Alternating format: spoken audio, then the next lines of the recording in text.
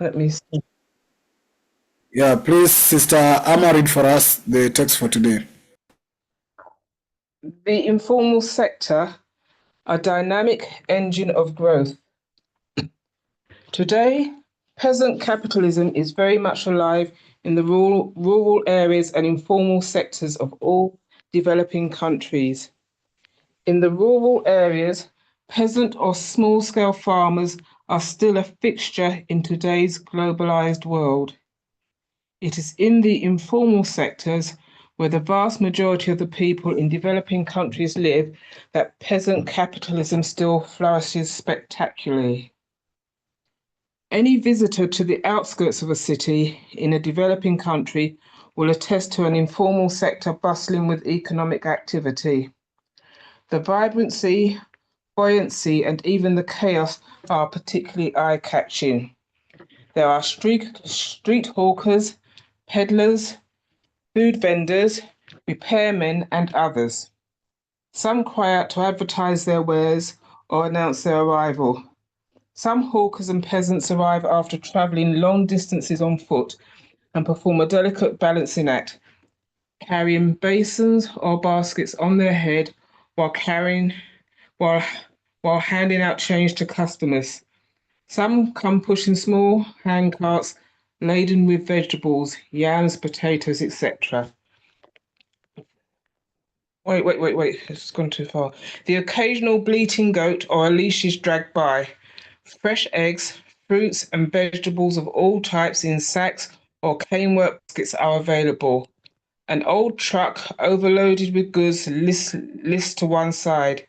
It is pointed sideways but groans forward in a perfectly straight line. Then there are tailors, artists, sculptors, and artisans who make various items such as carvings, iron gates, furniture, sweeping brushes, and clothes in their homes or outbacks, and then bring them to the roadside to set up shop. The size of the informal sector in developing countries is quite large, larger in many countries than the formal economy itself, and accounts for a greater percentage of total employment, according to economists Friedrich Schindler and Dominique Ernst.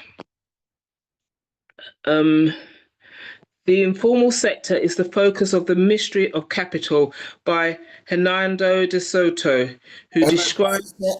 Sister Amma, can you read for us that quotation by Dominic Est, the statistics? Okay.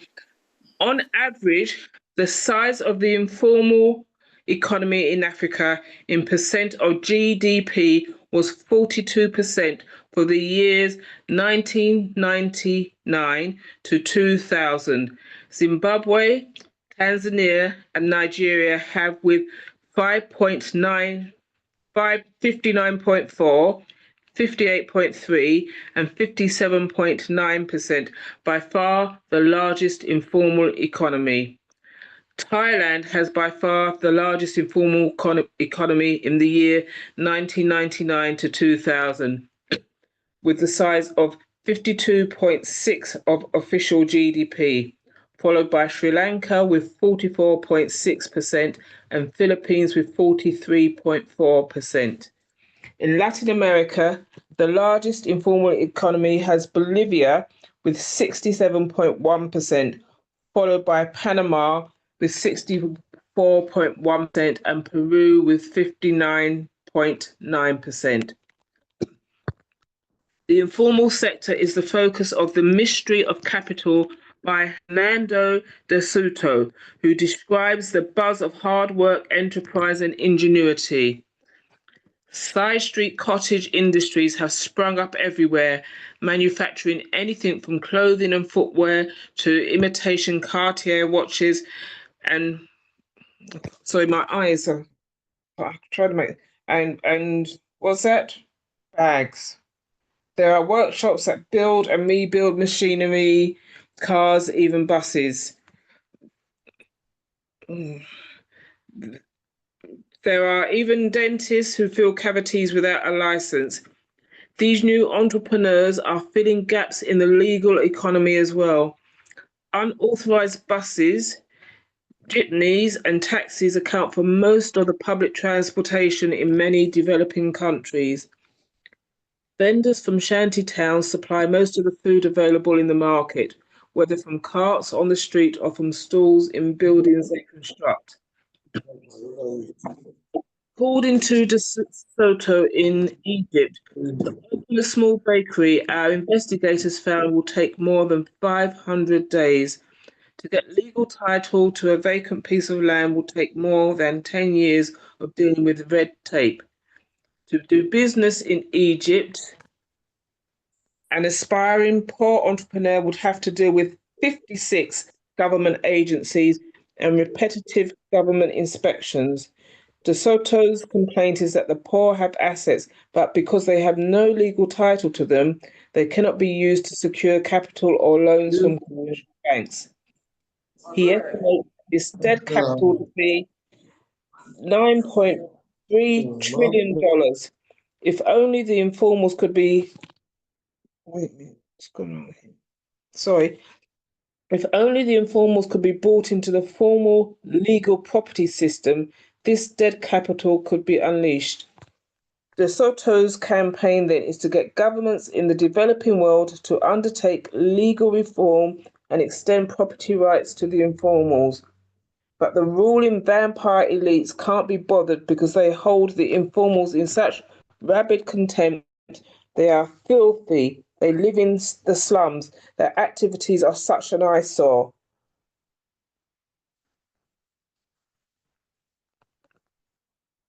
And most important of all, the informals do not pay taxes for the ruling elites to loot. As De Soto discovered in Egypt, hidden forces of the status quo blocked crucial elements of the legal reforms. These informals are very hard-working and entrepreneurial and must be admired. They toil, breaking their backs, pushing carts, carrying goods on their heads, and walking long distances.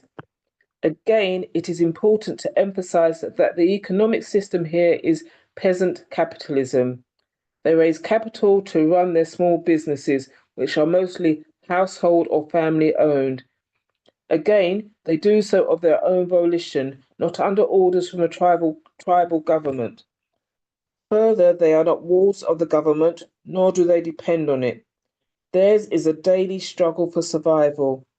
If these strictures about peasant capitalism and the informal sector are being belaboured, it is for a reason. All too often, in the developing countries, some culturally and economically illiterate ruling vampire elites emerge, aided by some crackpot despots to denounce markets as Western institutions and set out to ban or destroy them. Rather than being banned, the market should be cleaned up and better organised. This is exactly what Dr. Mohammed Yunus did with the Grameen Bank in Bangladesh in 1978, igniting a revolution in microcredit finance and earning a Nobel Peace Prize. More importantly, the informal sector has always existed in the West, where great inventions and technological strides were made. In garages, basements, and backyards, inventors tinker with their gadgets and contraptions, and entrepreneurs craft new products, produce prototypes, and improve them. They then test market them amongst relatives and friends before releasing the products to the markets. Basement tinkering, garage sales, backyard sales, flea markets, farmers markets, and fish markets are all part of the informal sector in the West, and hundreds of thousands of inventors, entrepreneurs, manufacturers, and computer scientists started out this way. A few examples. George Stephenson, who invented the first steam locomotive. Alexander Graham Bell, who invented the modern telephone. Henry Ford, who produced the Model T automobile. Bill Gates and most of the Silicon Valley computer wizards. All these great men started out tinkering with ideas and gadgets in the informal sector and then test marketing them. Henry Ford did not start out by setting up a large corporation with a stellar board of directors and a listing on the New York Stock Exchange. He started out doing small experiments and testing small internal combustion engines in the informal sector. The despots and the ruling elites in many developing countries have not only set out to destroy the informal sector, but also to obliterate their own cultural heritage. Here is the cultural rap sheet against these despots. There are no Western criteria, concepts, or precepts employed in this indictment. It is all cultural because despots are cultural ingrates and traitors. They denied their people their own cultural freedoms, such as freedom of expression, assembly, and movement. They impose an alien political system on their people, participatory democracy, decision making by consensus, confederacy, decentralization of power, political freedoms, and checks and balances which characterized the so called primitive traditional systems vanished under dictatorship. They impose an alien economic ideology and systems on their people. The traditional economic system was peasant capitalism. Marxism, socialism, or any hybrid is flat out alien. In peasant capitalism, means of production are privately owned by lineages or extended families, not by tribal governments. There are free markets, free enterprise, and free trade. Prices on traditional markets were not fixed by price controls. Family-owned businesses operated freely, and profits made was theirs to keep. People conducted their businesses of their own free will, not at the behest of the chief. Centralized government control and direction of economic activity are the exceptions rather than the rule. State intervention in the economy is not the general policy except in a few kingdoms, and Marx and Lenin were not black Africans. They sought to destroy the traditional institutions. Chiefs, sheikhs, and sachems, for example, were marginalized and stripped of much of their traditional authority. 5. They oversaw the senseless destruction of the informal sector, the dynamic engine of growth.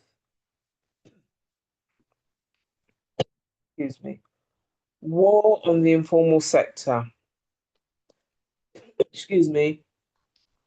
Most perfidious have been the declaration of war on the informal sector by ruling elites, the very sector that could provide an impetus or engine for economic growth. Fancy these acts of cultural and economic insanity.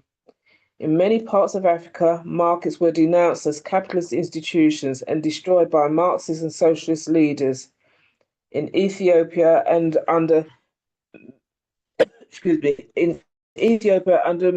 Mengistu Haile Mariam, Ghana under Flight Lieutenant Jerry Rawlings, Guinea under Secretary. On May 18th, 2005, paramilitary units in the Zimbabwean capital of Harare, armed with batons and riot shields, smashed up the stalls of street traders, targeting the huge informal sector in a police operation. The official statement claimed that the raids were aimed at black market profiteers who were hoarding commodities. In what President Robert Mugabe dubbed Operation Murambatsvina,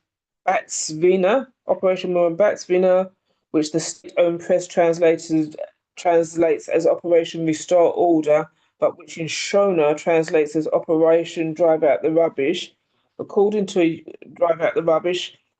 a UN Special Envoy, the police destroyed 34 flea markets, netted some 900 million Zimbabwean dollars, that's about 100,000 US dollars in fines, and seized some 2.2 billion Zimbabwean dollars of goods.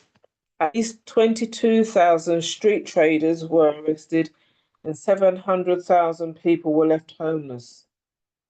In North Korea, harsh currency reforms confiscated the savings of small businesses and forbade the use of foreign money.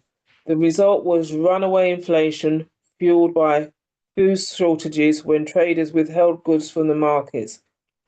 The Washington Post reported that currency reform is part of an aggressive crackdown on free market by North Korean leader Kim Jong-il. His government has ordered the closure of a large wholesale market in the northeast port city of Kongjing. Another major wholesale market near the capital, Pyongyang, was shut down in June 2009. Recent surveys of defectors have found that as many as 75% of them were involved in market activities before fleeing the country. On December the 17th, 2010, a young unemployed university graduate tried to sell fruit and vegetables by the side of the road. Africans have been doing this for centuries. They don't need a permit from the chief or the sheikh. But a police officer ordered this young man to stop his informal sector activity because he did not have a permit. When he protested, the officer spat in his face and the police seized his cart. He set himself on fire and later died of his injuries. That young man was called Mohammed Bouazizi, and he lived in Sidi Bouzid, Tunisia. His story has forever changed the face of North Africa and the Middle East. Two lessons can be drawn from the self-immolation of Bouazizi. First, building upon the indigenous and the informal sectors, instead of destroying or holding them in contempt, can at least provide employment for the Bouazizis. Politically, the principles embedded in traditional institutions can be extracted and incorporated into modern governance. Principles of confederation, consensus, participatory democracy, freedom of expression, accountability, checks and balances, rule of customary law, free markets, free trade, and free enterprise. The Swiss, for example, did not repudiate their political heritage. Their canton system is based on an ancient confederacy principle. Second, the ruling elites who depreciate the dignity of their people and hold their cultural heritage in contempt will be swept away in popular revolutions. That's the end of the chapter. Thank you. Thank you very much. We'll now open up for members to contribute on anything they want to comment on the whole reading. What do you feel you want to speak about? What has sparked your attention? What are you learning, or what do you want to speak about in regards to this? So we'll always open up for members to come in and share with us what you think. I'll always go back to where you want us to refer to. So anybody want to go first? Oh, I loved that. Yeah, Sister Chisomo, go ahead. I really enjoyed that chapter with lived experience. Yeah, when was this book written? Do we know? It was around 2010, 2012. 2010, 2012. Okay. Yeah, in Malawi, it's just picking up. I think it's because of the same thing that people were not allowed, that initially they were not allowed to sell anywhere. You had to have a license or pay the council or something like that. But when I went last year, it was everywhere, not even a gap in the road. Everybody's selling something. Initially, I was like, oh my God. But then I thought to myself, everybody's trying. Everybody's is earning. Everybody's doing something instead of just loitering or stealing or whatever. Very, very enterprising. And then initially I would say, why would somebody why would somebody walk around with one item? So I said, why is everybody walking around with one item, selling one item? And then when they've sold it, what then happens? And they said, no, they sell one item at a time. Then they go and get another one, because if they are found by the police, they will only confiscate one item. They won't confiscate the whole lot. So they sell that item, they go back, collect another one. So people know how to beat the system. The government today is just bulldozing things. They'll bulldoze the market, they'll bulldoze the trading center, they will sell off certain areas where what they call trading centers. You just hear that somebody has bought it, so it's being demolished. So can you imagine, the whole place is being sold to one person when it was holding I don't know how many traders. And it's this time around, it's happened a lot. Just people buying. We don't know who these people are, but obviously it's the politicians and their cronies, or foreign investors or whatever. But yeah, it's good fun. They sell anything, chicken in pieces, but it's not as advanced. It's not as advanced as it is in West Africa, because we see these things from people like Wodemaya, and all these people. Wodemaya likes being on the street and showing us what's happening on the street.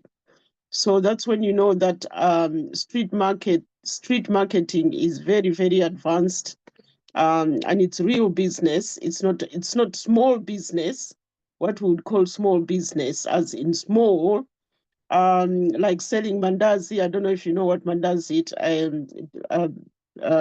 Brother Pigeon will tell you what mandazi is in English. What is it? So, but in places like Nigeria, I've never been to Nigeria, but I see when people go there and they show us these things, these YouTubers, there's one particular market. They told us that the people selling in that market on the streets, it's not like a market in a built area.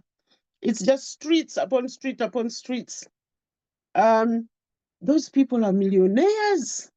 By the time they go home, they will have made millions, because people go to that market, foreigners and whatever, and they sell loads. So instead of bricks and mortar, where you have a shop, paying for a shop, paying for bills and blah, blah, you just go and stand on this place. All your product is gone by the end of the day. Sure. Thank you. My mother started as a hawker, so I know what it means and how it helps. She Yeah, then built a house, and she built a house, and she bought a shop, and she bought the shop, and she did. It all starts like that. It starts very small, like we're saying. People didn't start with all these boardrooms. Um, Amazon started in a garage and all sorts. So, and one other thing is, you see, it says, there was somewhere it said employment. It's covering unemployment and what, I can't remember the exact words they used. So what then happens is, whilst all this is going on, right? So like in my city where I live in Blantyre, almost everybody's selling something, whether at home or on the street or wherever, in the market. And but the government will come in and then spewing all these statistics that say there's high unemployment, certain number of people are unemployed. They don't count that as employment. And even they themselves will say, I'm doing this because I haven't got a job. But that's a job. That is a job. If you work out how much you get per day, and if you went to the office to wait for a month-end salary, work it out. People have never sat down and worked out how much this one gets and how much this one gets per day. So yeah, it doesn't count as employment. And when they did their campaign, their last election, they were saying, we're going to create jobs. This year in the first year we're going to create 1 million jobs. And I'm thinking, only. They realize that all these people who are selling things every day, who are going out to sell things, there are more than millions and millions and millions of. They're not telling these people that these are jobs. And that's why now they're going to bulldoze them, because everybody's doing it. Thank you. Thank you. I'll come in later, but currently let me just share something brief. Yeah, when I was still young, of course, my mom could be selling some of what you call the mangoes in the market. The market was a bit distance from our village, so we could carry those so-called basins or baskets, and as a young person, I could be given some small basin. That was almost, I was around age 10, 9 or 10 there, or 8. And women would carry the big basins on their head. They carry the pawpaw, they carry the mango, they carry we could carry sometimes, what do you call it? Or the pineapple. And we could walk a distance. It could cost us around 1 hour walking to the city. And we could go there, sell, and then in the evening we come back home. At around 2 p.m. we could be back home. So this is what we did. In Nairobi here, we survive with the informal sector. Sometimes I could do the other part of the shoe repair. There's a friend of mine who does the shoe repair. And you see, it makes around a minimum. Of course, it's not much in Kenya, but if somebody can make a minimum of $10 per day, that's a lot in Kenya. So some make even $10 per day. Well, averagely, people go to offices, get an average of around $200 to $300 in a month. But this guy can make 10 in a day. So the informal sector is actually growing. I'll be showing some of the pictures from Kenya informal sectors. We call them the Juakali sector. Now they make everything else that involve the house utensils. You make all the things, even the seats, this so-called the sofa sets, they are made in the informal sector. And these have been thriving for a while, and actually I see it as a potential in the economy, because it has employed more people. As you are saying, sister, is that it has employed more people than any other sector. Just that people who are in the informal sector still don't think that they are actually employed. They're saying they're still looking for a job, and you wonder really which job are they looking at if they are already employed. So yeah, thank you for that. Anybody else want to come in?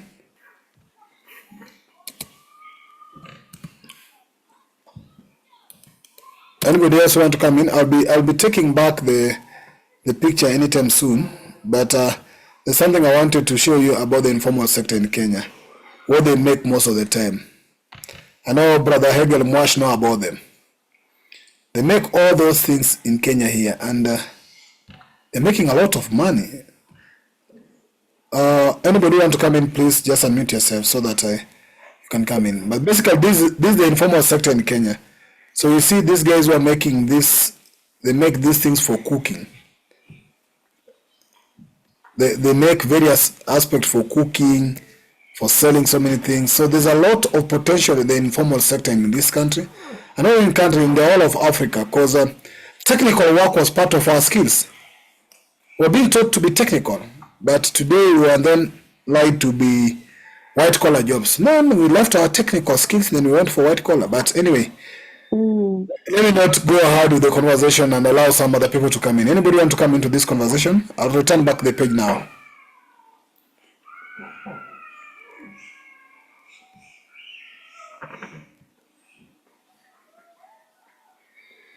Wow, nobody want to comment on this?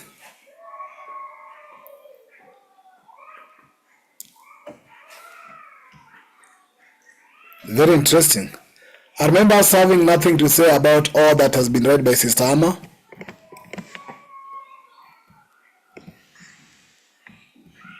I'll come in again.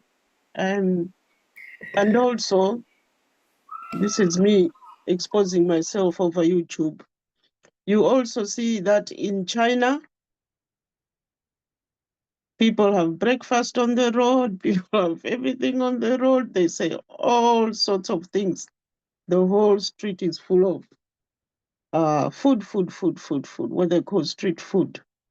We are not, in Malawi, we're not doing much of the street food as such. It's all these other things and bits of meats and whatever, but not cooked food as such. I saw some cooked food, but it's not as much as it happens in other countries where somebody will walk with a cart or sell at the back of the car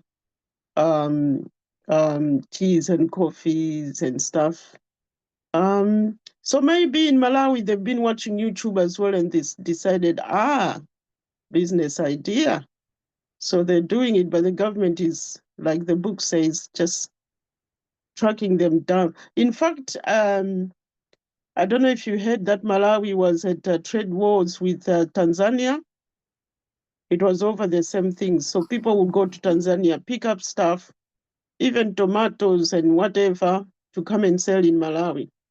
So this guy who was made the Minister of Trade just recently, because the other one lost his job over the same traders, because they went on strike and then they were demanding all sorts, and then he made a deal with them, and then the other one sacked him, and the other one got the job. So the one who got the job then said from today onwards, nobody will import. He had a list of stuff items that cannot be brought in from outside the country without making arrangements for those things to be in the country, because there will be none. So a lot of people kind of stopped trading because they were going out to buy these things and coming back.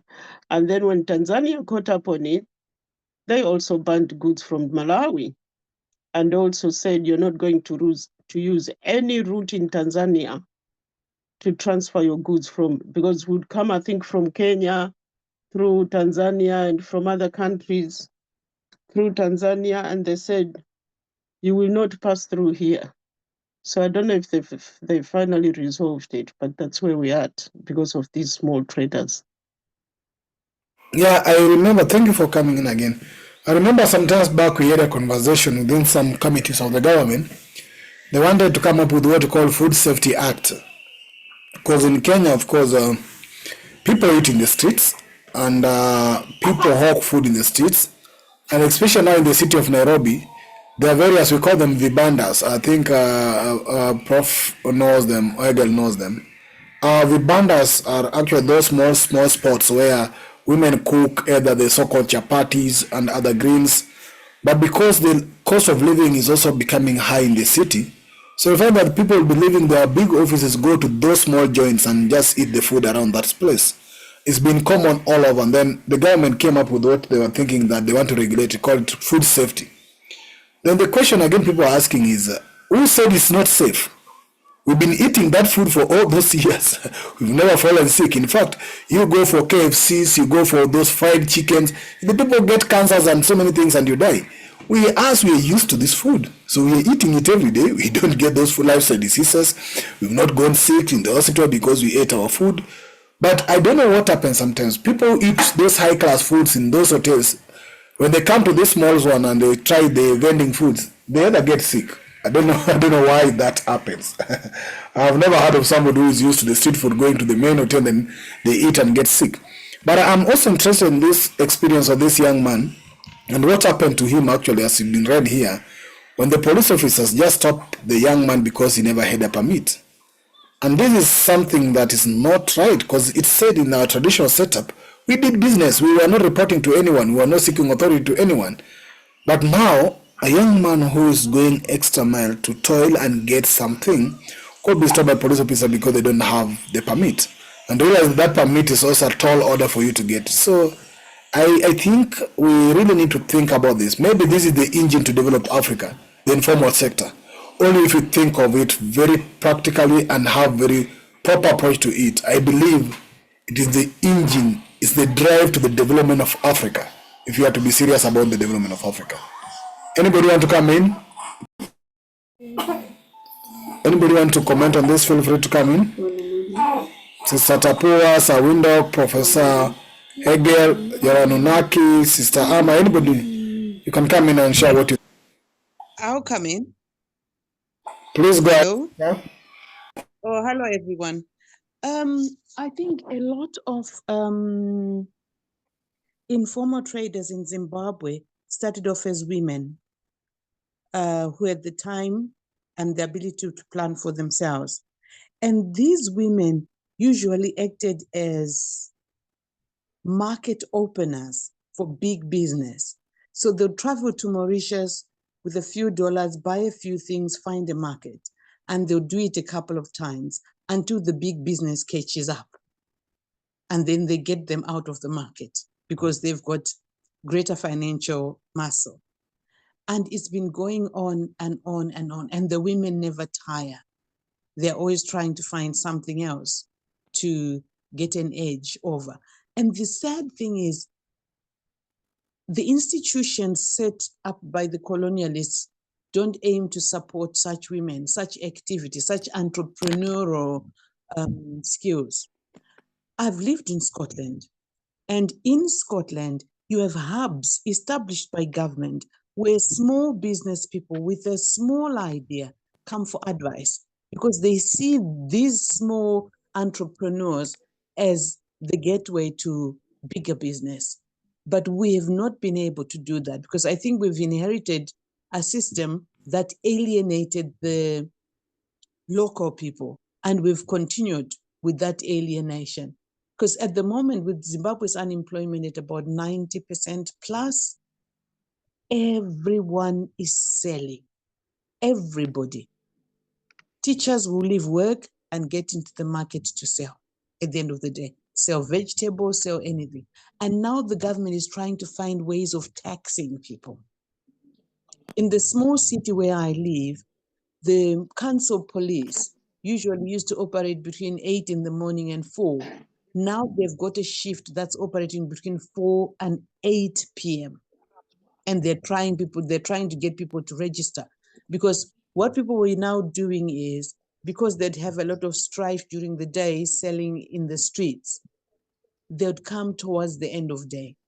And those who dare come into the street during the day, they lay their wares on a piece of cloth, rectangular, and put strings attached to either side so that when the police come, they just quickly grab the things and run away. The boys who are selling shoes in the street will move around with the left foot. Because then when the police get them, they can't do anything with them. They're forced to just give up. So it's that resilience that I think will see us through. But the last thing I want to say is borders are a problem. Let's have one Africa. Let's open up borders, because the more we open up borders, the more we expand people's market, because the markets and the borders were established by people who had a certain business interest. The English, for example, wanting to guard a market versus the Germans or the Portuguese. Now that's over. It's one Africa. Let me get my rice from Malawi and sell it wherever I want. Let the Malawians come in and do whatever they want. And I hope the South Africans are not too scared, because the market will dictate what happens. You go to a country, you don't get a job, you quickly get out because you're hungry. You can't stay in there because the market is saying it's full. So I think that's what we need to remember. It's Africanizing the way we do things. We're using Eurocentric laws to govern our people. That's my contribution for now. Thank you, Sister Tapoa. Thank you very much. Brother Sawindok?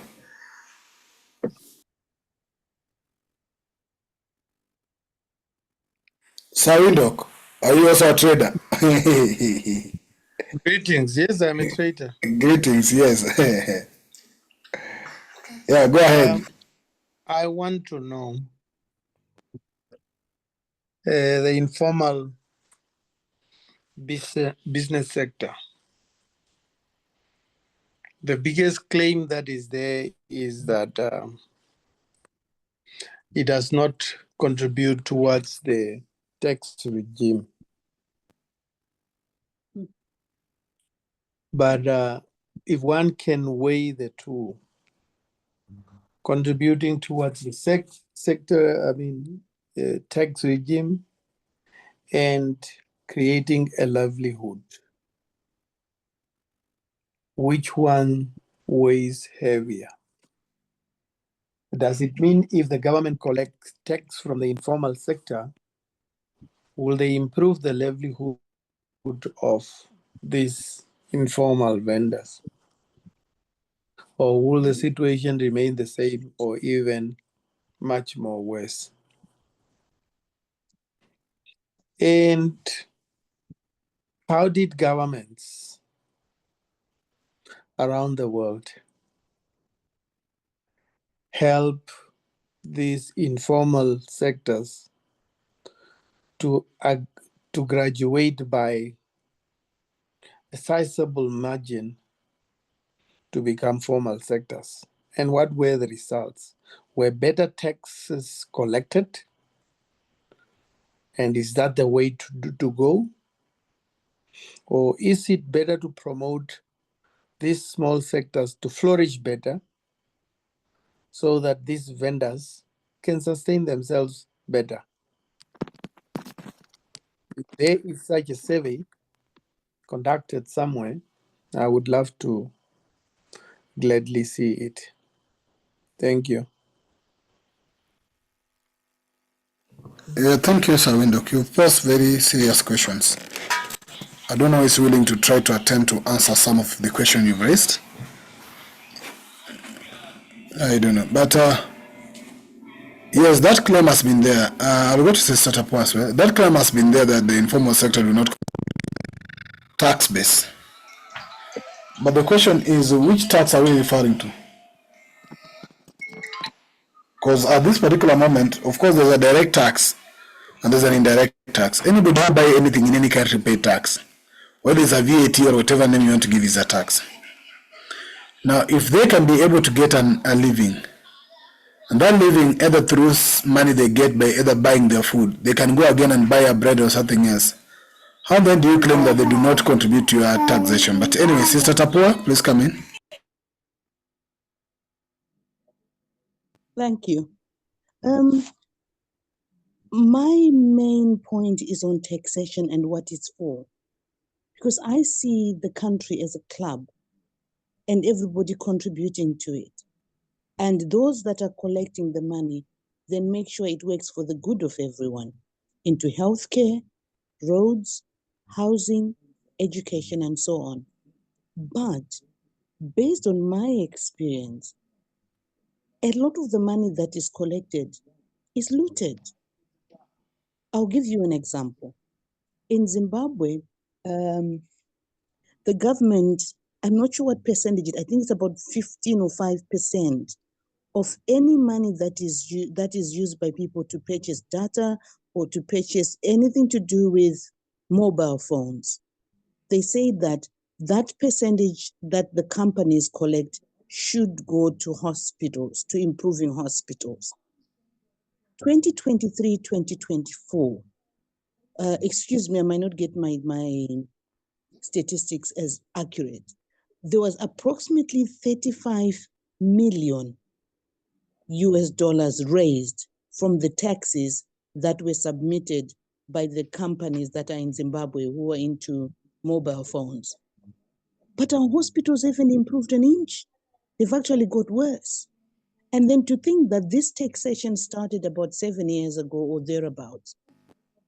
So it's accountability that makes people resistant to paying taxes, particularly Black Africans.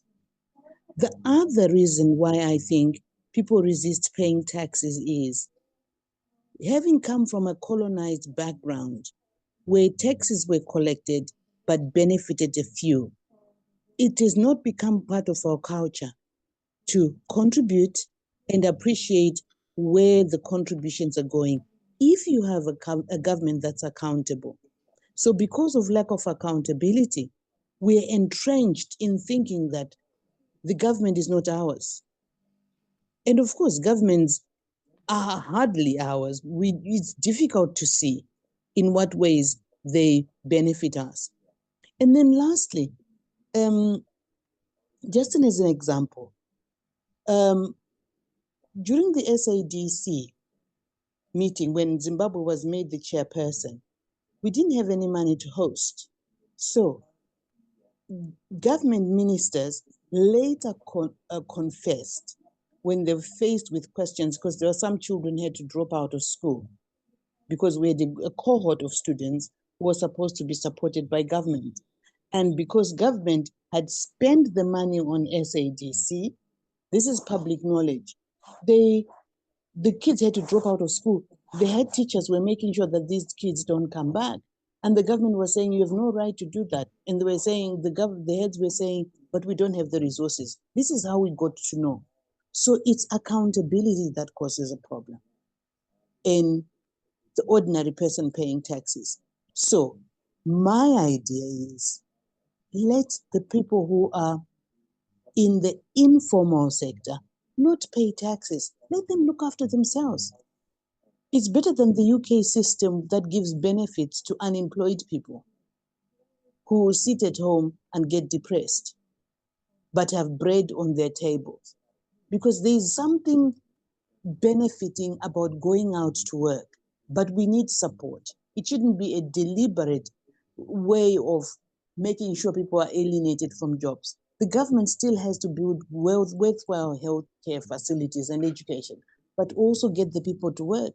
Let them work for themselves and excuse them from paying tax. That's my contribution. Thank you. Thank you. Sister Chisom, you want to come in? Yeah. Talking about phones, and there was something in the book about banks, that the banking system does not even consider these people as anything. But then somebody figured it out, that there's a lot of money circulating in that sector than it is with the middle class or whatever class these people are, and introduced the phone as the banking system for them. And it's working. They transfer money, they buy things, they pay things, they receive their salaries. They don't have to go to collect their money. You can just send them the money over, because all these tellers for transferring money are everywhere on the street. You see the umbrellas are everywhere. You send money to somebody and they just do it for you. Although the cost is very high, which means the industry is making a lot of money out of these people, these poor people. But they went and got them on the street instead of, because they knew these people wouldn't come to the bank even if they wanted to.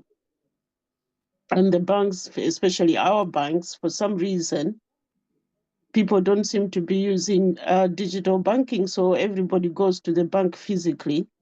So the bank will be so full, you'll be in there for hours.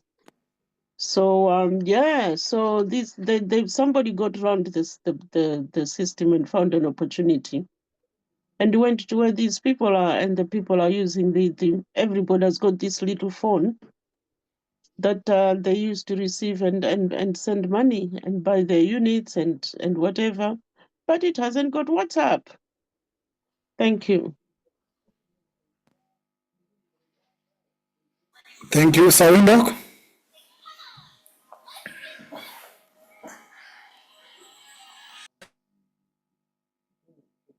Thank you. I wanted to comment a bit on Sister Tapua, and I will also comment on Sister Chisomo. Sister Tapua, accountability, yes, but our governments do not have their priorities right. I'm sure 90% of all African countries have got one or more mineral resources. But these resources, like in the case of Namibia, in the mining sector, government owns 10% maximum.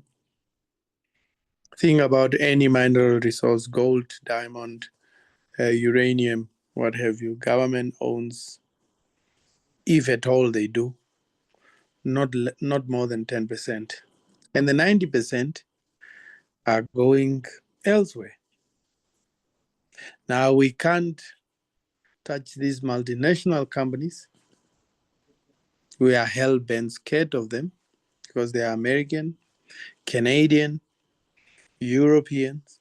So who's our next best target? The informal. vendors because they are just here around the corner and they can do nothing. If they want to resist, you will call these trucks with water cannons, you disperse them, trample over their fruits and what have you. Tomorrow they will be scared to sell again. So our priorities is the question. If we could reverse that formula and say 90% remains in-house, 10% for the investors, what are we ever going to scream about vendors not paying taxes? Of course not. And Sister Chisomo, again, is a question of priorities. Those phones must be banned. The ones that can transact complex transactions, banking transactions, but they are not WhatsApp and these social medias compatible. That is just keeping us in chains. Thank you. It must be a law. It must be a law that any phone that can transact on a high level should be compatible to the social media things. And if not, they must not come. So why should we be treated like second-hand citizens in our own countries? And you must write a minister to the president.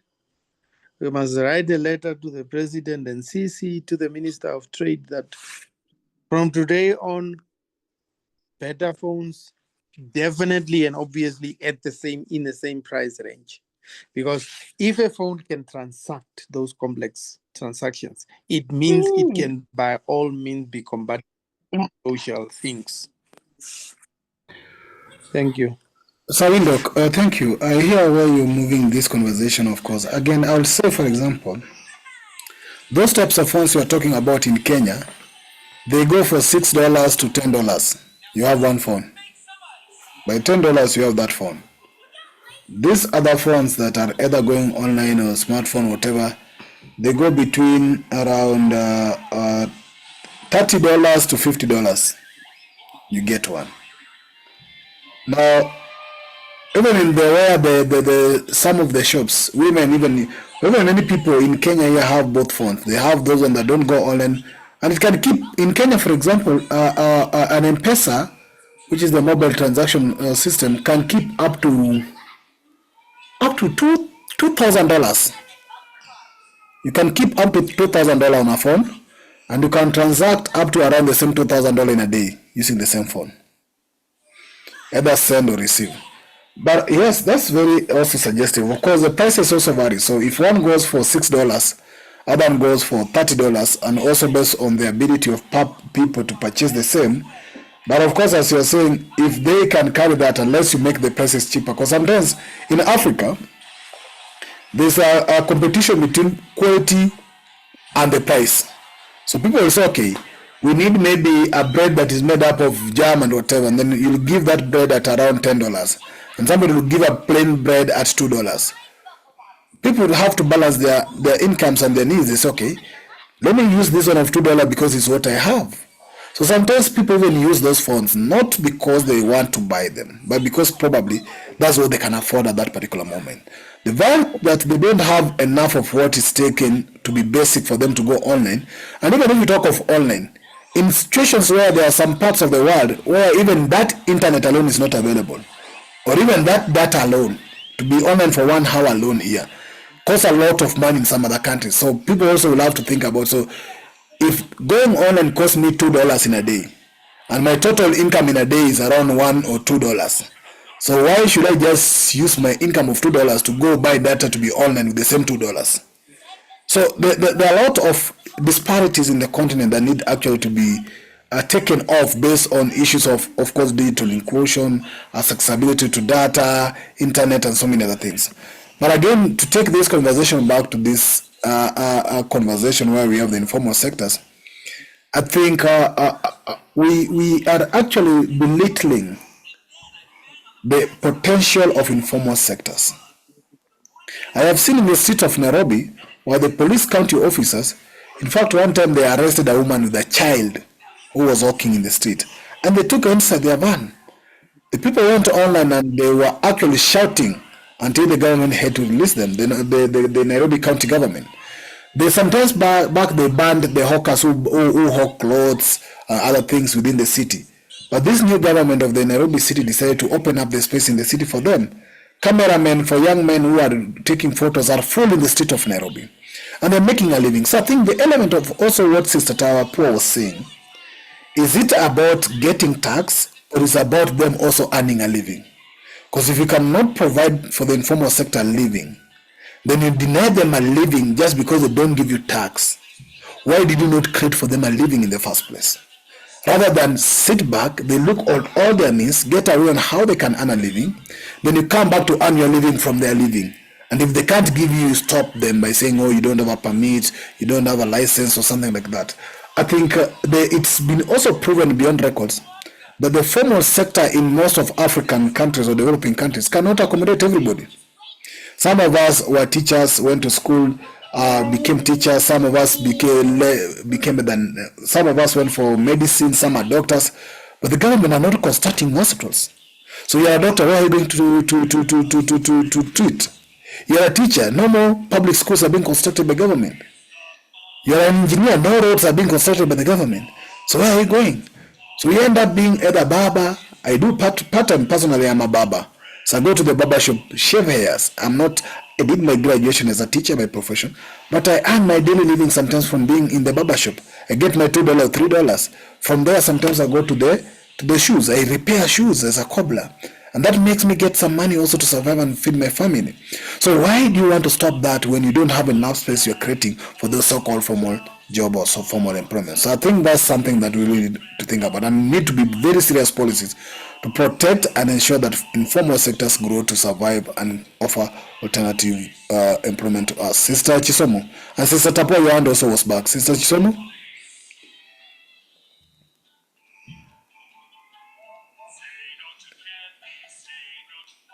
Okay, Sister Tapua, then Sir Windhoek, then Sister Amma, please, if you want. Oh, sorry, I didn't realize I was muted.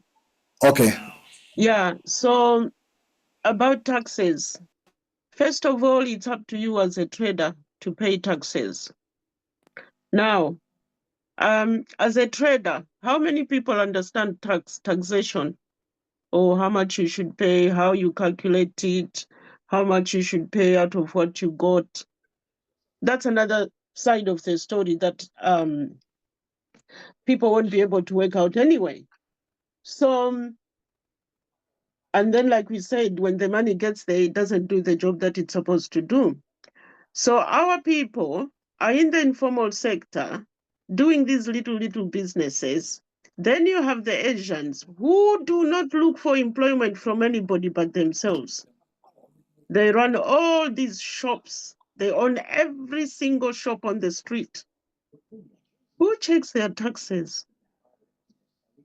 How much money do they make per day to be bothered with people selling a piece of chicken on the street? How much money do they make, those guys? How much money is this person making these little phones making? Because in my country, when I send the money to you, I am being deducted. When the person receives the money and checks it out, another money is being deducted on the same amount. If you had to have that transaction within a mainstream bank, you don't pay that much. But they're taking a lot of money from these guys, and a lot. On top of it, obviously, it calculates the VATs you were talking about and stuff. And who is receiving this money? Of course, you said in your country, Brother Pigeon, the idea is the money. Or was it Zimbabwe? The idea was the money goes to the hospitals. Have they really calculated how much money is circulating within that industry? My president announced the figures just 2 weeks ago, saying, did you know that within that, the little funds, the amount of money that's circulating? He gave us the figures because I think somebody has said, wait a minute, what's happening with these little funds? Who is getting the money and where is it going? Probably doesn't even stay in the country because this industry is owned by somebody else. So when you talk about taxes, that's the thing. Because even here, when you're here in the United Kingdom and you've got a business, to work out those taxes and submit them, in the end you give up, you get an accountant. You don't know what that accountant is doing, whether they're doing the right thing or not. Because it's not as simple as just saying, I need to pay my taxes. How much taxes do you owe? How much money did you make? Did you deduct the right expenses, or are you just saying, I made this amount of money, therefore I should pay this tax? What about your expenses? Do we know how to price our goods? Because as I noticed in Malawi, the price of goods, sometimes you think, how did anybody leave their home, come here, do this business for that little money? So that there's something wrong with the pricing. Very, very little. So how much money are they making? They just want to have some food at the end of the day. Thank you.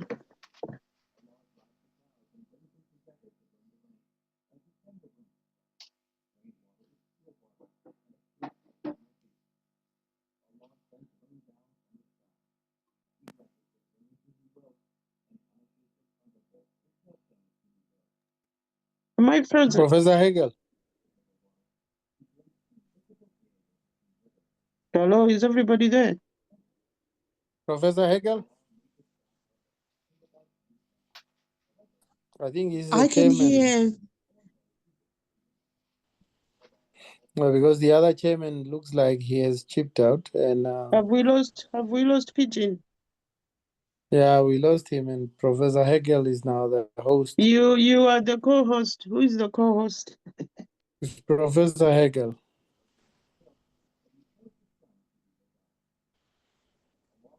Professor Hegel, can we proceed?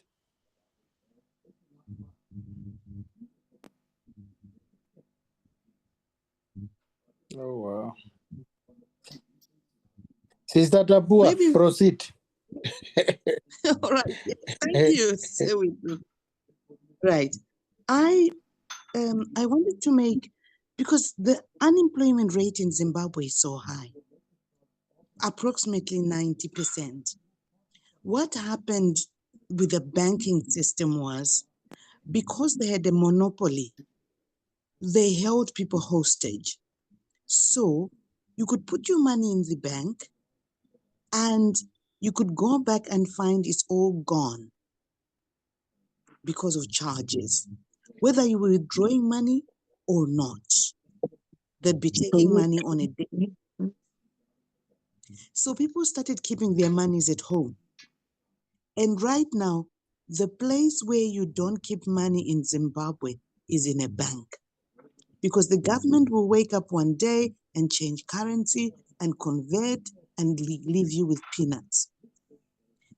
And then secondly, this has affected the little manufacturing that we have and the big supermarkets, because the big supermarkets were used to paying 30 days, every 30 days after goods have been delivered, or 90 days. Now the manufacturers and other wholesalers have discovered that giving vendors, giving small tuck shops your goods, you're better guaranteed of returns than giving them to supermarkets. So supermarkets in Zimbabwe have been closing. And the government has now intervened to say wholesalers cannot sell to tuck shop people for more than $1,000 a month. They have to keep a register of who's bought what where. It's complicated. You know, you can against the people, because I can send one person to go and buy me stuff, someone else can send somebody else, and so on. I can buy in different places and so on. But you can see a concerted effort to try and support what used to be the colonial systems against our people.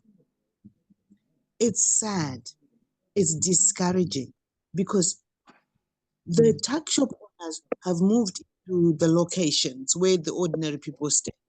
So they don't have to get the bus to go shopping. They can just go next door to buy whatever it is they want to buy. And Zimbabweans have now been traveling in the region, Tanzania, Botswana, South Africa, Mozambique, to buy goods to sell because our manufacturing is gone. And it is these people, the small people, who are earning a living and sometimes making so much money. They're able to build themselves good housing. And the government saying, if you have a house, where did you get the money? So they want to tax in retrospect. They are now taxing the vendors in retrospect. And there is outcry. I'm not sure whether this is going to work or not, because the sad thing is they are not taxing the big guys and they are not hawk eyes on the big guys as well as the small. They're just focusing on making sure that the ordinary person is taxed. And that's really sad, very sad. Thank you.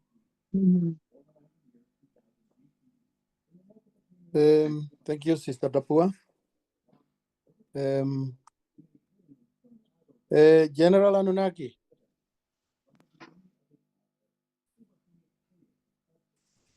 You have got a classical example in South Africa. Pick and Pay, Yeah, ShopRite, USafe.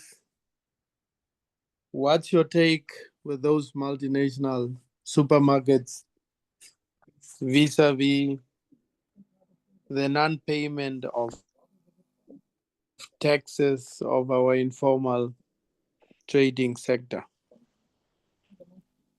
Do you want to comment on that? yes, my elder. Okay, keep thanks to everyone at large for the good information we've received so far. Yes, my elder. Hey, these things, these supermarkets, corporations, as you say, the ShopRite and Checkers Holdings, they're just part of white supremacy because it's just white supremacy in the economic sector, basically. Because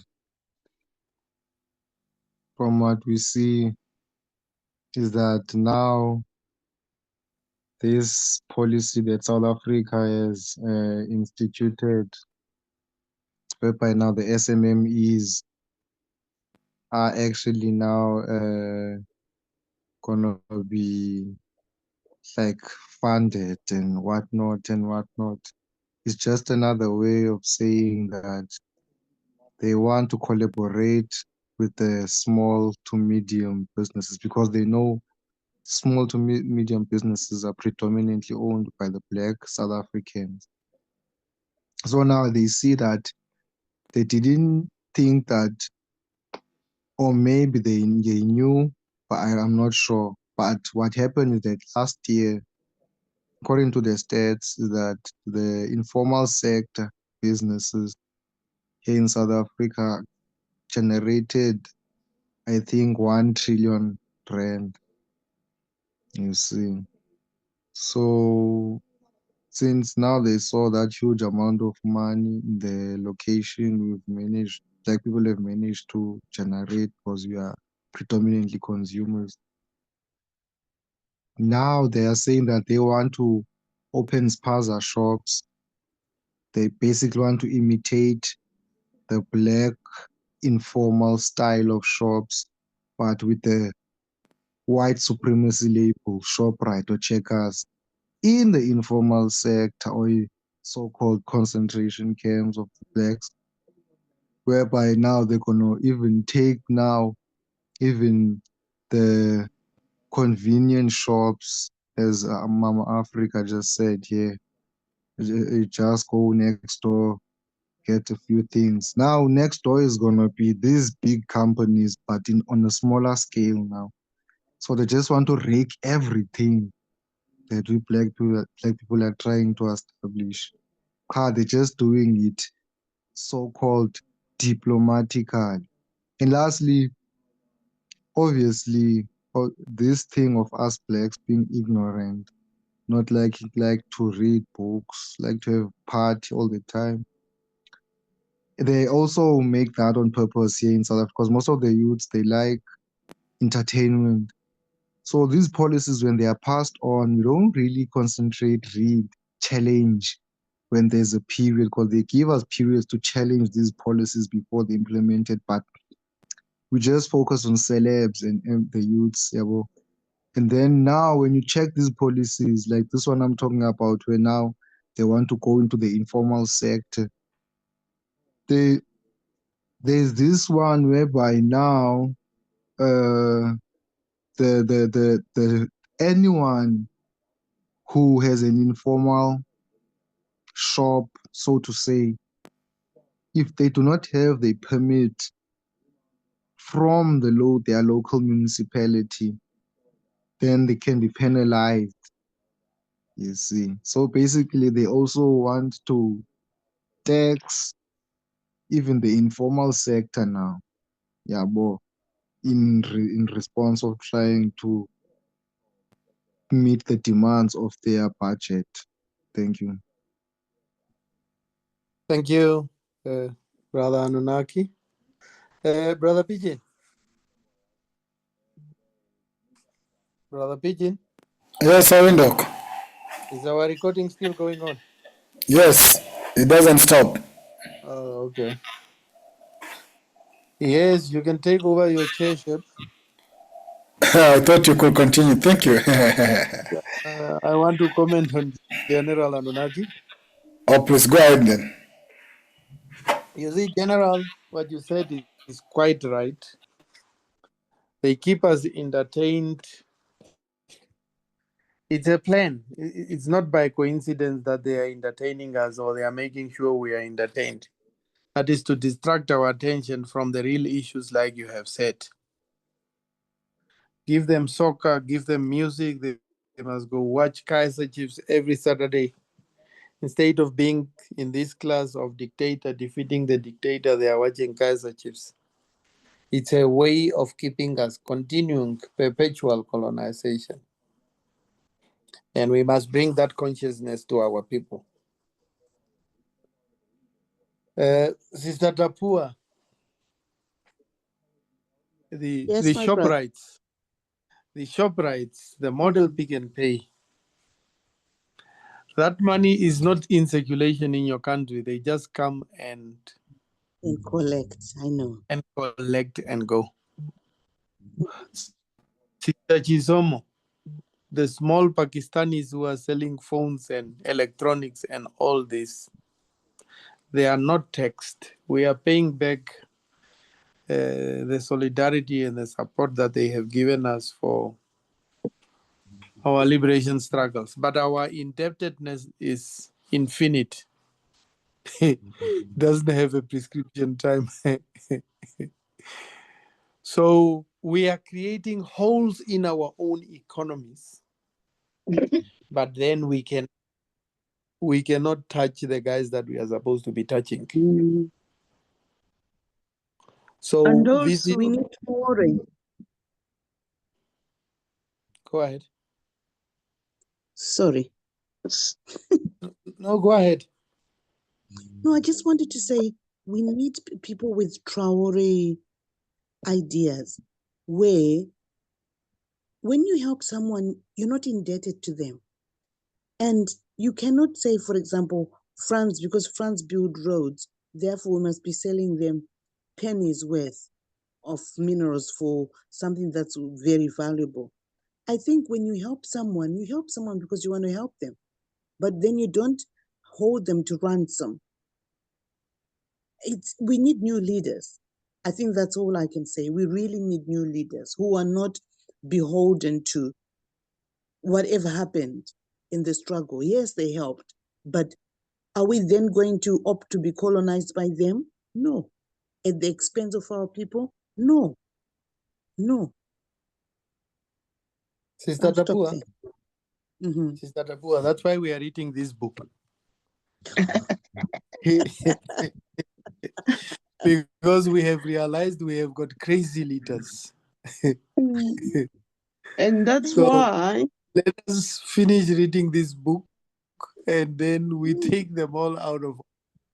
by the time we finish reading, we'll have burnt that little phone. Mhm. Yes. It looks like it cost £10, but the amount of money these guys are losing over using it is a lot of money, more than what you're buying with the big phone. And just So an interesting question. These type of phones, are they used anywhere else in the world? Europe, America, Canada? no, No, Are I they understand manufactured it was in Malawi? invented by somebody in Kenya. they're specifically made for Okay. Africa. Mhm. Yeah. Okay, comrades, I like this conversation of these phones. Probably we'll have a conversation one day. But let me check on what happened in Zimbabwe in 2005, as recorded here. Now, the paramilitary units in the Zimbabwean capital of Harare, Yeah. armed with batons and riot shield, smashed up the stalls of street traders, targeting the huge informal sector in police operation.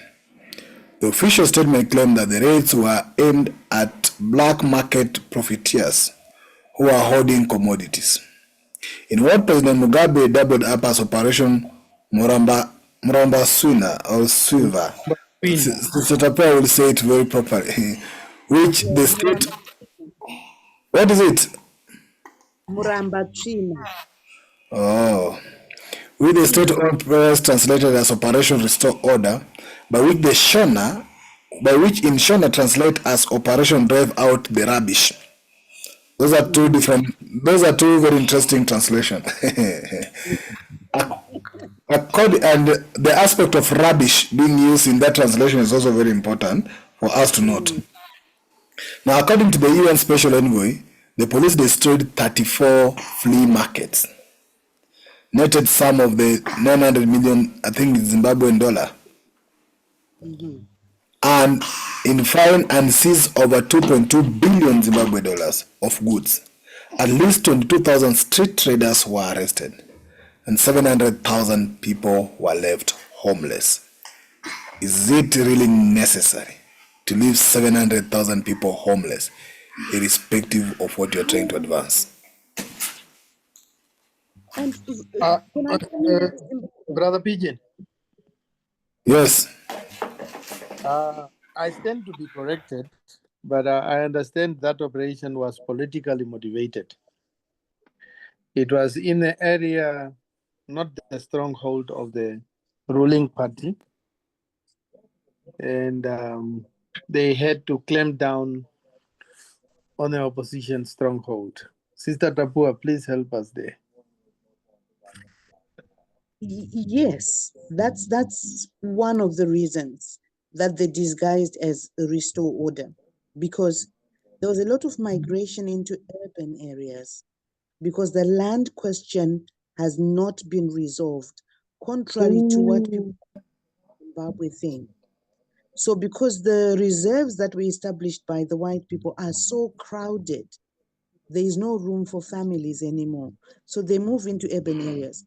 And when they move into urban areas, the crowding and the hardships that are juxtaposed with what independence claims to have given people is very jarring. So people ended up overwhelmingly supporting the opposition. And the government knew that if they went to election under these circumstances, they'll definitely lose.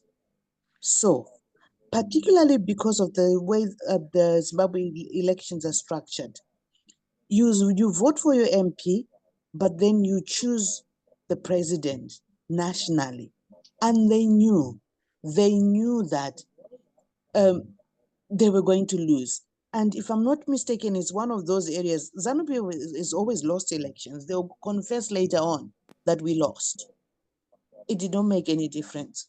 So what has happened here is they victimize people to weaken them and to weaken the opposition. But they, unfortunately, particularly with housing and even markets, During election time and campaign time, for example, Mrs. Mugabe is known to have said, let's all go into the streets and sell. And people went into the streets, started to sell. After elections, they then start chasing people away. So it's become a way of them trying to appease people. And when they've got the vote, they will chase them away. They will arrest them. So this has been happening. And according to housing, for example, people are known to build in places where they shouldn't have built. But because political bigwig has given them the chance to build there, they're not challenged. But then the councils will come back and say, according to the plan, the town plan, this place is not supposed to be there. And they're supported by government to bulldoze the very same houses that the pieces of land that they gave to people for supporting them. And it's become cyclical. Last year, was it last year? Yeah, 2024. A lot of rural areas, because the rural areas are getting crowded. So the chiefs in the rural areas are expanding into what is called state land to give people, because the land question has not been resolved. Government stepped in to get people who have been living on state land for over 20 years, build thriving businesses, farms, solar systems, homes. They were razed to the ground. And people did not know why until someone investigated. And why? It was because of carbon, what do you call them? Carbon credits. Because at one of these conservation meetings, the European countries started buying to offset their carbon footprint.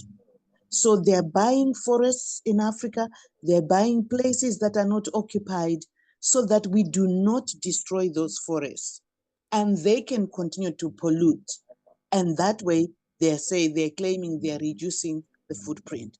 So Zimbabwe is said to have sold its state land to United Arab Emirates. And when the United Arab Emirates took a satellite picture of the places that they'd been sold, they realized that some of the places were occupied and they were demanding that these people who were in these places be removed. And it shocked people because people had their homes destroyed, but they were not told where to go. And the reason why they were not told where to go is because government has sold the right to the land. And people are not told about it. This is why the land question in Zimbabwe has become difficult to solve. Because although the state claims to have land, they have sublet it, as it were. Because for them, it was a simple formula. We get so much from the United Arab Emirates for not doing anything. It would have been fine if they had settled people and resolved the land question. But because they haven't, and they're hiding behind a finger because the world thinks Zimbabwe and Robert Mugabe solved the land question and threw the white people out. But the black people's needs were not addressed because according to public news, Mugabe's daughter owns 27 farms. And this came to light at her divorce when property was flagged in court. Otherwise, we wouldn't have known that one person is now owning more than even the white people owned. I don't even want to think how much Mugabe's sons and other political figures own. It's sad, very sad. I'll stop there for now.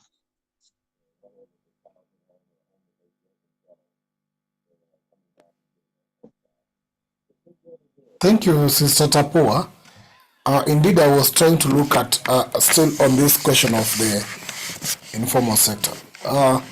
Permit me to share some statistics from online a bit about the informal sector. Example in Kenya.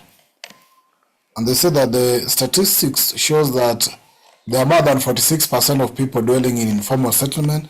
This is probably informal settlement I was interested in the informal sector, but of course they call them informal settlement as well. But you wonder, why is it informal in the first place? When did the word informal come in? Because at the end of the day, to us it was formal. So when did they change what we were doing traditionally to call it now informal? So they can come and bulldoze you because it's not formal, it's not legal, it's not authorized. When did legal come in? Because the element is that we traded, especially look at the trade experience of barter trade. We traded, we exchanged goods, we could hawk, and we never needed regulations.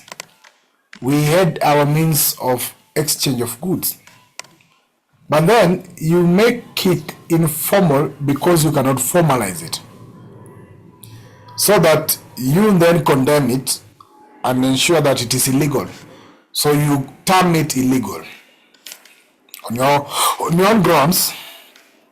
Then you make it very hard for the informal even to be that formal as you want it.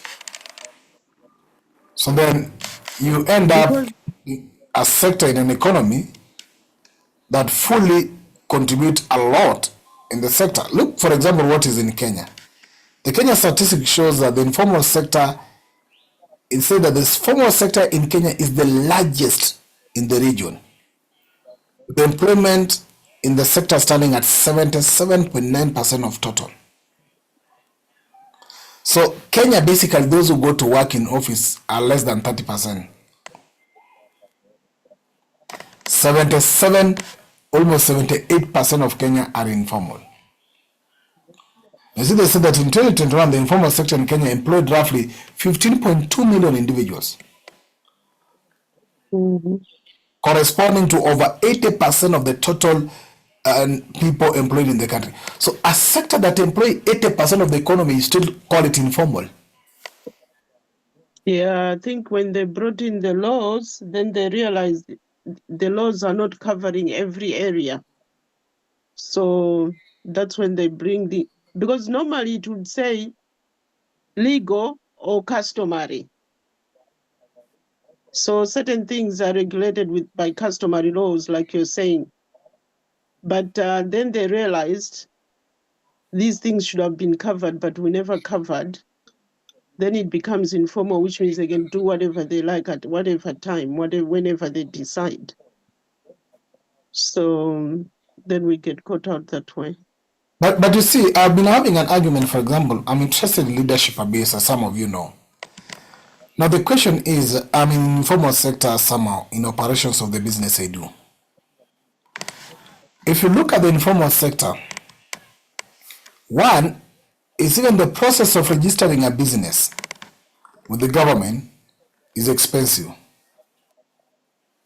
Of course, in Kenya, it's based on which business you want to register, and again, it's also depend on basically the business you want to register. So look, for example, one of the sector we have been operating for a period of time, the shoe repair, which is the normal job you find people in the street seated somewhere.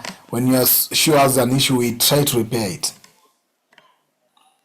Now, my old man, who is my friend there, doesn't see, we work sometimes with them, he doesn't think they need, why should he go and register that shop, that business of repairing the shoes? What value is that registration going to add to his business? And you get, there's none. Secondly, he's struggling from that business so that he can pay a private school and a private hospital because the government has not come up with any public school or public hospital. So, at the end of the day, as I've said, you'll pay taxes indirectly through the VATs and anything else that you'll be giving home.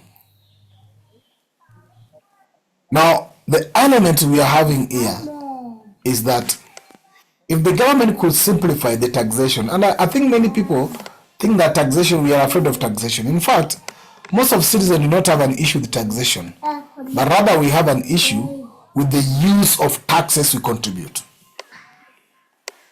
Because if we can be contributing tax since 1960s, and still in the villages we don't have hospital, we don't have clean water, we don't have roads, we don't have schools, then what is the value of the tax we give? So simplifying the registration process, I think like in Kenya, there's some what you call one-stop shop. So you go online in the government portal in Kenya, it's called the e-citizen portal. You can be able to access all government businesses online, including registration of businesses. And there are also what you call the stop shops in Kenya, where you can go into call Huduma Center, so service center, and you can register your businesses. But of course with a price. Now, how do I pay for my business tax? The government tried in various taxation, including the previous taxation, which is Finance Bill 2024, which many Gen Zs protested. They wanted to introduce an element of monitoring the money flow through the mobile system. So, because see, Kenya use a lot of mobile money. Like personally, I don't remember in any day where I spend cash money or even receive money in cash. Most money I receive in M-Pesa and I spend them on M-Pesa.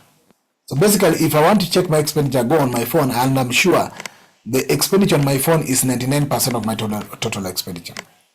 So if government could say that, okay, as informal businesses, we could be paying maybe 10 shillings in a day as a tax, we could pay that. We don't have issue paying 10 shillings in a day as a tax. If I make maybe a business of around 1,000 shillings in a day or 500 shillings in a day, making 10 shillings is not an issue to me. But what again are the modalities, and this is where digital space has to come in. What again are the digital linkage on how I can be able to pay my tax via phone? Because if I can pay, I can transact $2,000 via my phone. Why can't I transact only a 10 or a $1 for my tax per day? Those are missing. So the element that the so-called informal sectors do not pay tax is not by their choice, but lack of system that can enable them to pay taxation, and also the rules. For example, in the shop, in the now barber shop, those women who operate from the county government, they pass every day, we give them 50 shillings. And they ensure that every business and every door give them 50 shillings. If you don't have a permit or you have a permit, they take 50 shillings. Of course, the county government of Nairobi have a payment system. You can send it 50 shillings via M-Pesa. But what is the return and the value of that taxation? So that's what I wanted to pose as we almost near the end. I'm still convinced with these phones it's built in. That's why it's very expensive to transact through those little phones. So how expensive is it? Like in Kenya, for example, it's very expensive. For example, Sister Chisomo in Kenya, I don't know how much it costs. If you send me money, maybe for example from UK to my M-Pesa in Kenya, I think it shouldn't cost you more than $0.5. If you're sending me money, 0.5 or 0 something, 0.1 or 2. Now, if I'm withdrawing less than 1,000, so if you're sending up to 1,000, I think you send it with around it's either 27 shillings or 20 shillings out of 1,000. It's still expensive. If you're sending around 100,000 in Kenya, you will send 100,000 shillings with 500 shillings. Basically, they try to ensure that's almost 1%.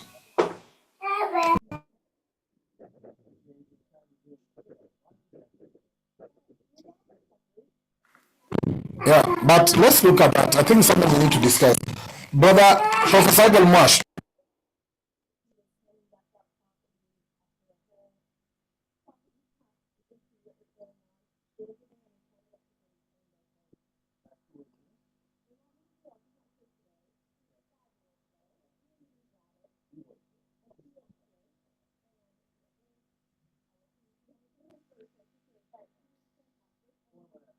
Anybody want to speak? We are having around 10 minutes to end this. No, I was going to say it's very, very expensive because Kenya has a system. You have tight system. They try to tighten things as much as possible. But in mine, people will just decide what they want to charge or whatever. Nobody can challenge. Nobody can do anything about it. So, like I said, if you were to transact in the mainstream bank, it's cheaper than using those little phones. So it's all built in.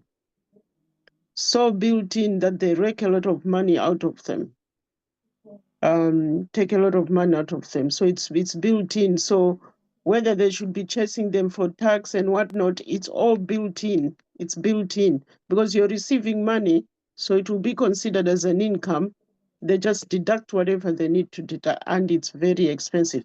So the people you're sending will be saying, "Oh, can you add the money for deduction? Can you add the money for deduction?" Because by the time they receive it, it won't be the same amount they were expecting, just because you gave them over the phone. If they came to collect the cash, they'll get all the money they were supposed to get. Yeah, it's a horrible system. And with a phone that you can't use on top of it.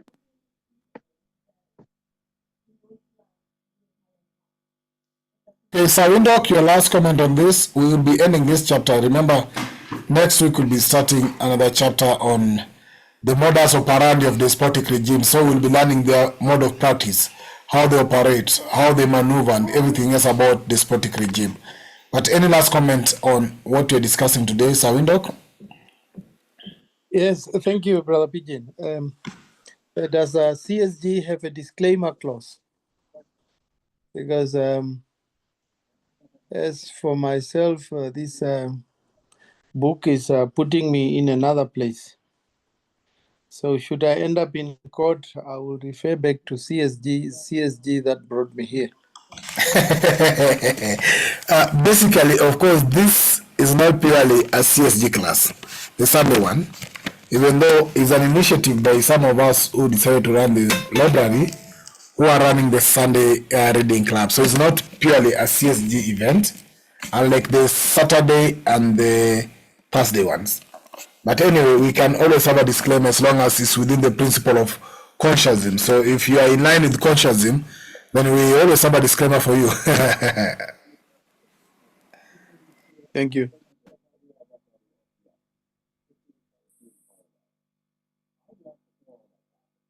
Now we'll go ahead and say it.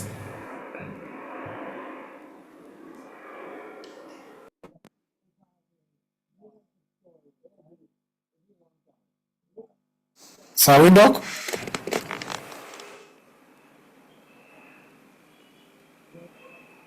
I can't hear Sawindok. Is anybody hearing Sawindok? No, I said I thought I said I end there. Okay. Thank you. Well, Sorry I joined late. I don't have any other comments to make. Thank you. okay. Sister Amma, you read, but you became quiet. I don't know if your first time or second time joining this. I don't have any comments to make. I've been listening very attentively. Thank you. Okay. General Nunaki?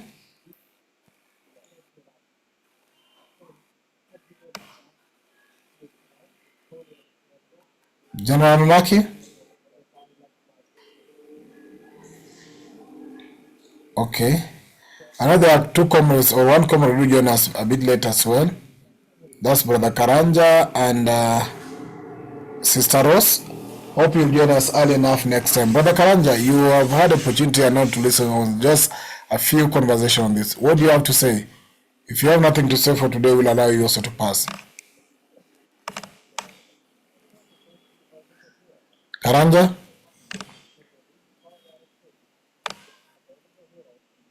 Karanja?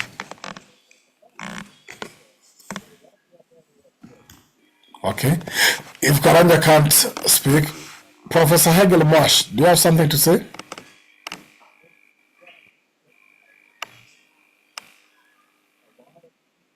Okay. Sister Rose, you've joined a bit late, but do you have something to say? Yeah, good evening. Yes, sorry I was late, and hopefully next time I'll be on time. And I don't have anything to say, but I'm happy that I managed to tune in. Yeah. Welcome. Did you get the notification a bit late? Yes, but it's just that sometimes with my timing with what I'm doing, it gets a bit tricky. But you got a direct notification by your inbox? No, yes, through the WhatsApp. Also, you're part of my broadcast list, so you can get a direct message. Yes, absolutely. Yeah. Okay, thank you for that. Okay. Thank you. Brother Karanja? Thank you very much, comrade. Sorry, I was not able to speak when you called me right away.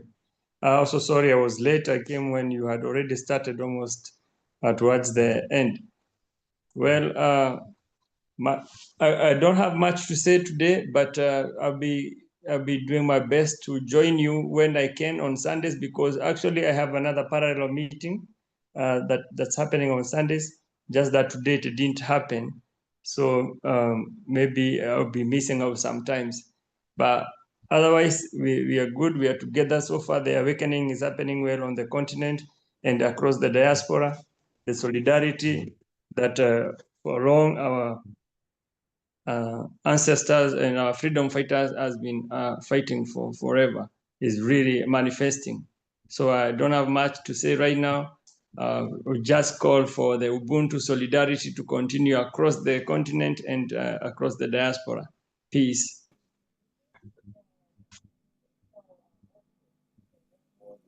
Please, brother, Sister Tapua.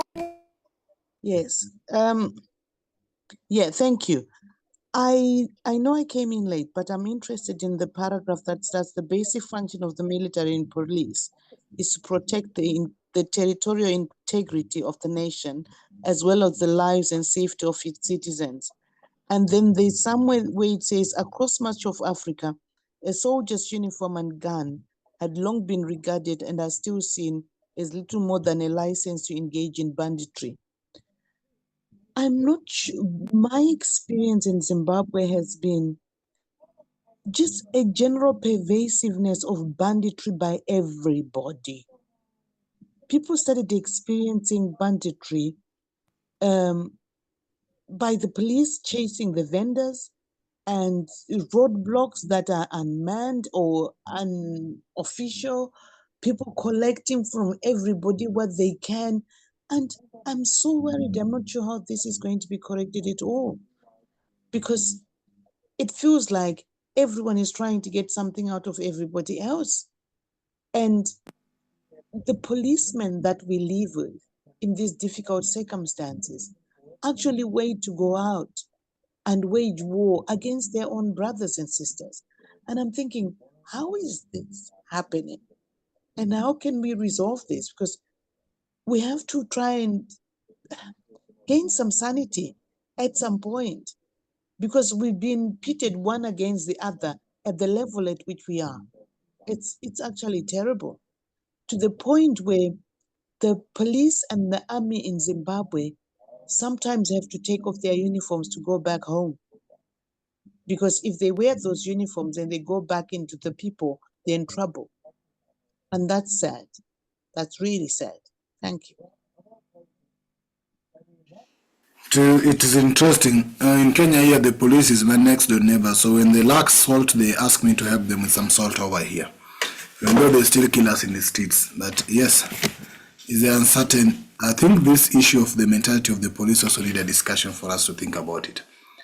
Because I think either they are being misused by the state or they also allow themselves to be misused. But anyway, comrades, thank you for joining us today. As we've said, we'll be looking in our next class the modus operandi of the despotic regimes, where we'll be looking at various elements of what they do, how they operate. So things like using those brutal forces, their tactics, and everything else. Those are the issues we'll be looking at in our next session when we start the new chapter. So thank you very much for your time, and let's meet again next week. Have a lovely evening to you all. Bye. Thank you, my brother. Bye. Thank you, everyone. Bye-bye.